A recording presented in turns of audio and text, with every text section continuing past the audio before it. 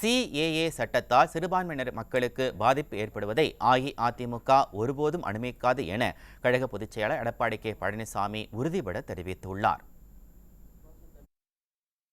இது தொடர்பாக தனது எக்ஸ் தளத்தில் பதிவிட்டுள்ள அவர், CAA சட்டத்தால் தமிழகத்தில் உள்ள இஸ்லாமியர்களுக்கும் ஈழத்தமிழர்களுக்கும் பிரச்சனை ஏற்பட்டால் தங்கள் அரசு பார்த்து கொண்டு சும்மா இருக்காது என்பதை ஏற்கனவே அதிமுக ஆட்சியின் போது சட்டமன்றத்திலேயே தெரிவித்தோம் என குறிப்பிட்டுள்ளார்.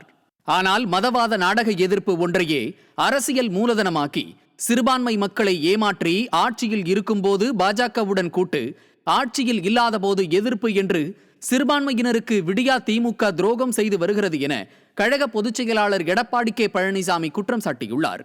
கோவை கலவரத்தை கைகட்டி வேடிக்கை பார்த்து இஸ்லாமியர்களின் முதுகில் குத்திய திமுகவிற்கு தங்களை நோக்கி கை நீட்ட எந்த அருகதையும் இல்லை என்றும் அவர் விமர்சித்துள்ளார்.